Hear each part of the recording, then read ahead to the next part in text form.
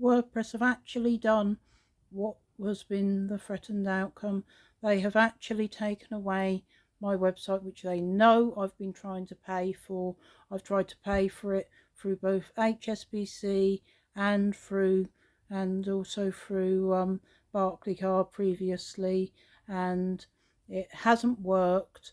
Every other payment I have done on those cards has worked, but there have been issues previously with WordPress payments, and it occurred this year as well, and they haven't been helpful. They haven't sorted it out. The date I was given on the dashboard a while ago as the outer date when it would all come down was the 22nd of November, and I remember it because it's the day before my dad's birthday, which would have been if he hadn't died. And therefore this they've taken it down today. There was an email that actually said that they were going to give me extra time as a favour. They were going to give me until the 17th, which was early. It actually technically expired on the 15th. It's a Sunday today. What am I going to get done about it on a Sunday? And I've been back and forth, and my husband's been back and forth with HSBC. He's been back and forth with Barclaycard, because obviously I don't actually go anywhere because I can't get out. I even tried to sign up for HSBC online banking because they seem to require that, though it's not very fair to require that.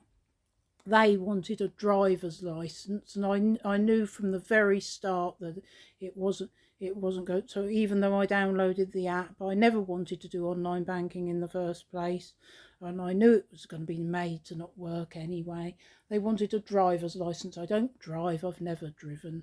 And it was just from the start I could tell that wasn't going to work. I didn't want to do it in the first place anyway. I shouldn't have to. It shouldn't be a case of whether I do it, and they were as likely to refuse it anyway, even if I managed to jump through all the hoops and get an online banking account that I never wanted, which puts me at risk of various things. It was still likely that they would make it go wrong in another way. I've directly and specifically asked my mum whether she interfered, because it was indicated that a third party had interfered, but she told me that she hadn't, very factually and basically and by email, and there was no compassion of what had occurred, but she has directly denied involvement. I don't think it is my mum. I think it is family members, but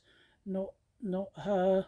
And I think there has been involvement, but I can't prove it, and they're the type of people who always get away with things anyway, and obviously I can't directly accuse people, because then it's just a road I can't go down.